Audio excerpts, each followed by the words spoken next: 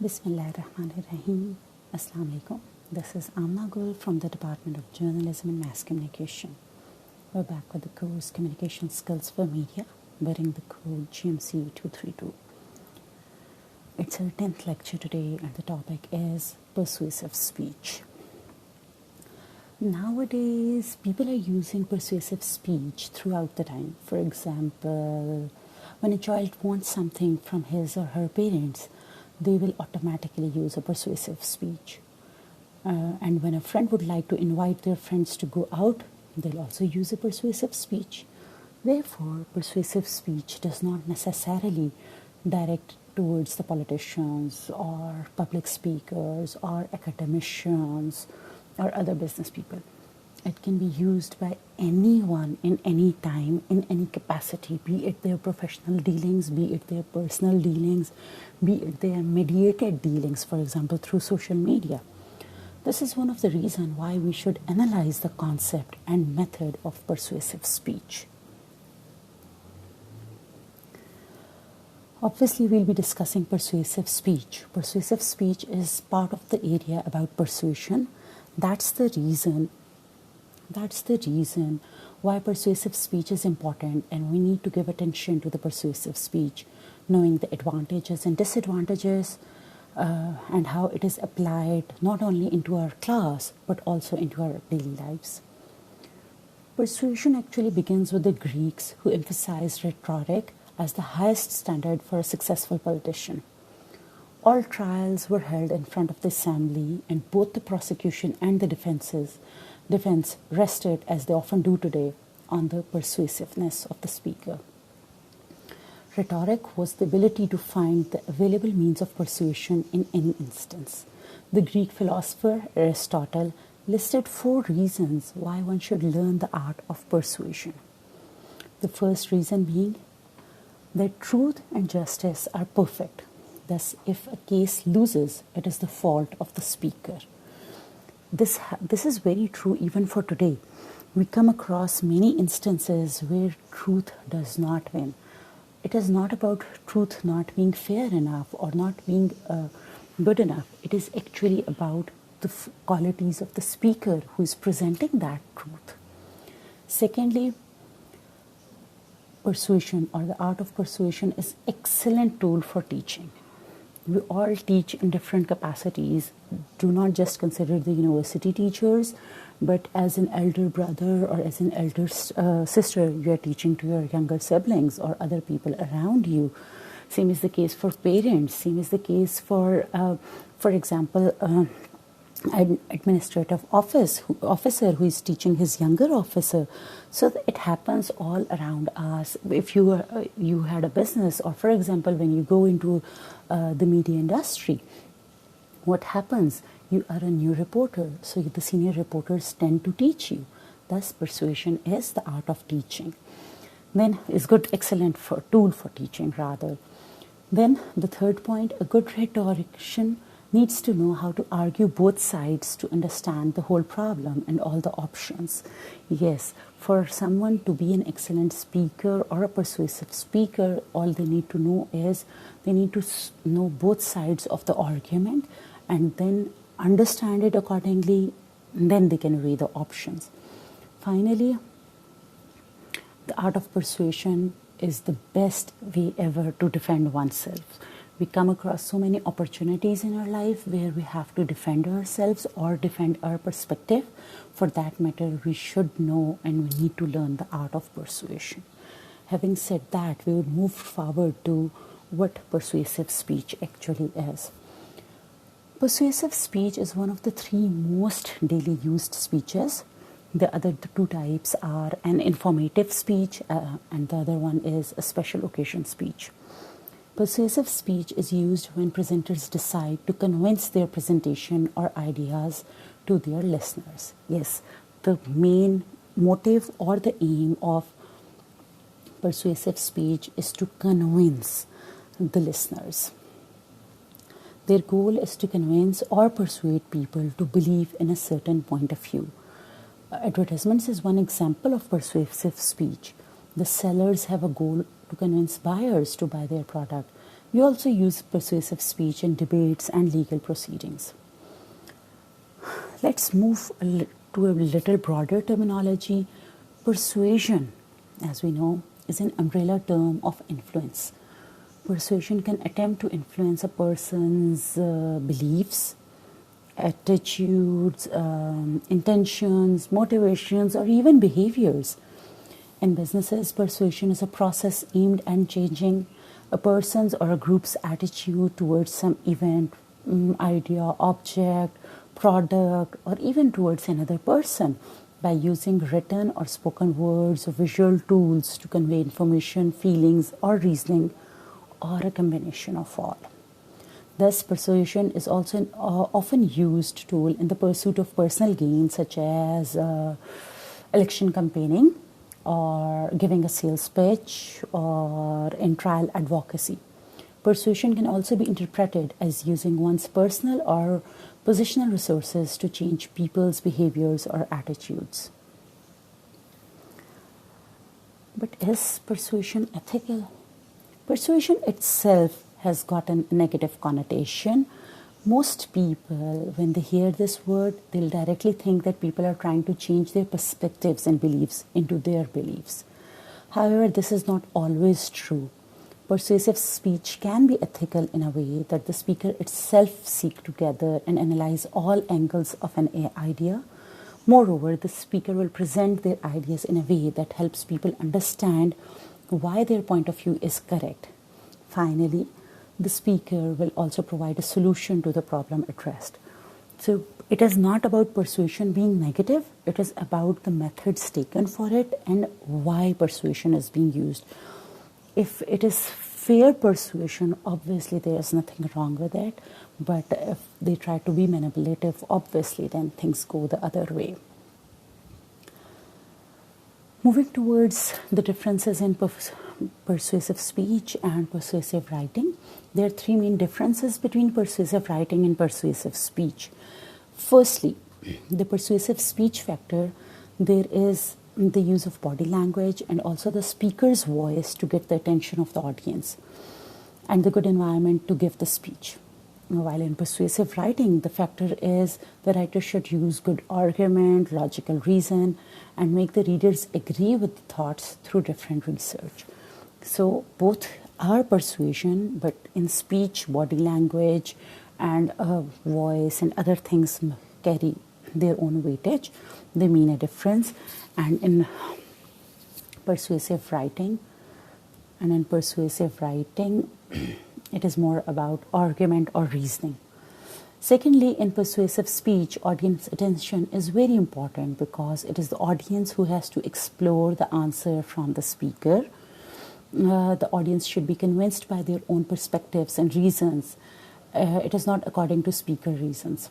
In persuasive writing, the purpose of persuasive writing is to convince readers to share your opinion to take a particular action. Lastly, the persuasive speech success is often measured by the audience's choice and willingness to hear and admire the speaker's argument. The success of persuasive writing is to ask rhetorical questions to make them think about or include a call to action in which you ask the reader to do something. Once again, there are a bit of differences, but still at the back of it, it remains to be the same elements of persuasion. So let's move back towards persuasive speech and we'll look into the advantages of persuasive speech.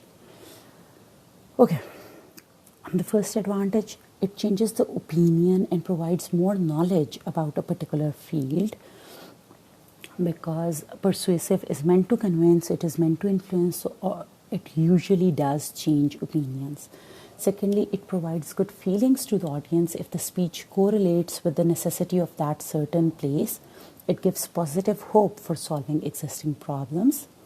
Thirdly, it gives opportunities to people to take a certain position to develop by convincing their plans, ideas, and visions. Like everything else, persuasive speech has its disadvantages as well.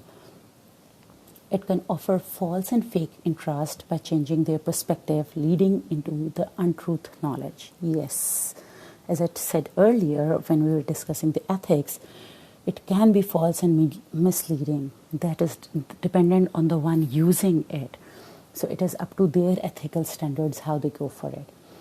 Secondly, it can take advantage of the weak side and be biased towards them. Whenever there is an argument, as we discussed, for example, for a court proceeding, or even if you were to decide about any issue, so whoever is weak, the other side actually tries to take advantage of the weaker side and be biased towards them in their own arguments, in their own speech. Thirdly, they may betray or their words just remain in their mouth after gaining their positions as the audience supported them without studying their background. There are many a times that people use persuasive speech just to win a particular position or to win an argument, and then they do not stand true to their words. So this also happens. But this is all about, as we know, about all other technologies and all other even communication skills. It is upon the person who uses that. We are coming from the background of communication studies, being mass communicators, being journalists. We need to know how persuasion works so that we know that we should not fall prey to faulty persuasion. And we should use persuasion for our own benefit wherever it is beneficial. For example, if you go out to interview someone and you're not persuasive enough, that person might not give you his willingness to interview. It happens. It has happened with so many people. Journalists need to be persuasive. Same is that for public speaking. If the public speaker is not persuasive, people do not pay attention to that particular person.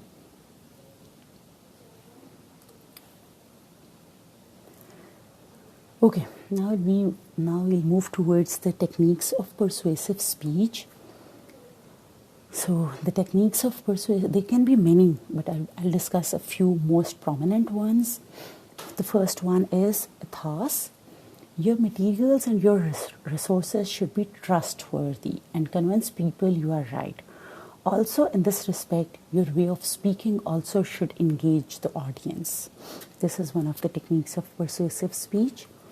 The second, logos, the way of showing that you have an organized or logical argument is related to your sources. If you use unbiased, accurate resources, people will assume you have a very strong and logical argument. Also, you can use your personal experience or some well-known experiences to support your point. Basically, you do not only give an argument but have a full explanation and support your arguments. Pathos. This relates to your emotional part. A good speaker should be able to stir audience's feelings, let people agree with you. You use logical argument but also use emotion strategy to appeal audience to follow you. This skill will be effective if you want the audience to change their behaviors or let them do some actions. Having said these, now the fourth one, cognitive dissonance. This is very important. This strategy is to make people feel uncomfortable in your speech.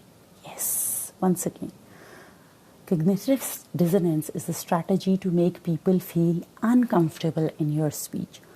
From the psychology perspective, saying that this will happen if your topic will challenge the audience's values or beliefs.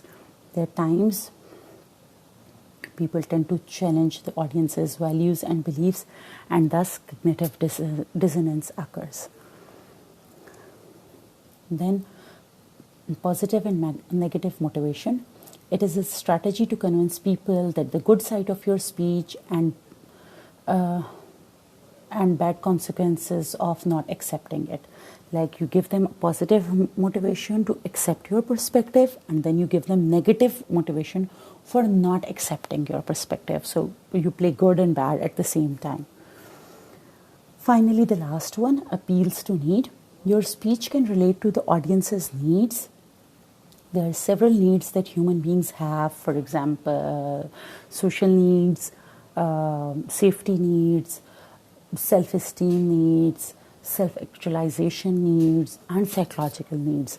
You might have studied Maslow's hierarchy of needs earlier as well.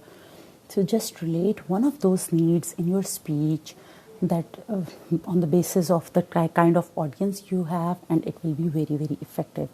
Most of the time, people forget about the audience when they are planning their speeches, and this is where they go wrong. For persuasive speech, you have to be very careful that what is it that you are providing your audience with. You have to be very much careful for that to appeal to your audience's needs. Finally, the importance of persuasive speech. With the development of technology, persuasion is getting more and more important than before. There are 5 reasons for regard to the importance of persuasion. The first one being persuasive communication is increasing tremendously, extremely. It's all around us. As I told you earlier, even advertisements, it's all persuasive communication.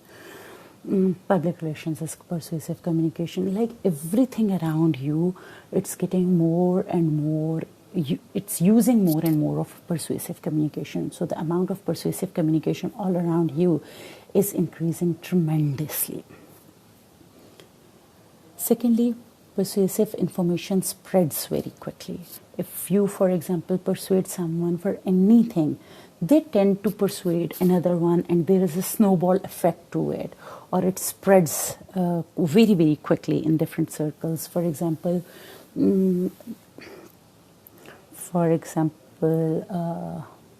someone is persuasive enough towards you to convince you to start doing your practical work while being in your 4th semester. Let's suppose, be it radio, some of you have started doing photography and stuff. So if someone persuades you, you tend to spread that persuasion, you tend to move forward that information, and it goes on and on and on. Thirdly, persuasion becomes more and more organized. With the passage of time, it is getting like previously persuasion was not supposed to be a specific field. Do you know about consultants and consultancy, or even attorneys and lawyers? They all work in the business of persuasion, and advertising is the business of persuasion, and public relations is the business of persuasion, marketing is the business of persuasion. Businesses are actually based on persuasion. So, and it is becoming more and more organized with every passing year. New things are coming in, new strategies are being proposed, and new avenues are being explored. Persuasive communication, another very important point, persuasive communication is subtle and tricky. Yeah, it doesn't say that it is persuasive communication. It does not carry a banner with it. So it is very subtle, but at the same time it is very tricky. You have all been to shops where you end up buying something you were not actually even interested in. They trick you into buying things. So persuasive communication is everywhere, even in your own home. There are times that you ask for example, you asked for a new cell phone and you didn't get it, but another of your siblings asked for a new cell phone from your parents, and he or she got it. So it's kind of a tricky business. The same thing is being offered to someone who is good at persuasion, and it is not being offered to the other person. It happens in our daily lives. Finally, persuasive communication is not simple, rather it is very complicated now. There are so many actors playing into it, so the more you understand it, the better you make use of it. So by analyzing the importance of persuasive speech, we can see that persuasive speech has become a common way of communication in all walks of life. Nothing is left behind. Even if you know, when there are kids around, the kids are also actually persuading their parents or their siblings to buy them this thing. For example, someone is having a sore throat, a kid, for example, a 7-year-old, he's having a sore throat, and still he tries to persuade his mother or father to buy him ice cream. They try to make use of, no, mama, I'm going to I'll take all my medicines, but please buy me ice cream this time. This is the last time I'm going to ask for an ice cream, and stuff like that going on. So this is persuasion happening all around us. It is very, very important. Those who master the art of persuasive speech, they actually end up being very strong in their personal lives as well as their professional lives, because everything starts and ends on communication. So if your communication end is strong, you're a strong candidate, be it your personal life or be it your professional life. That's all for today. Thank you.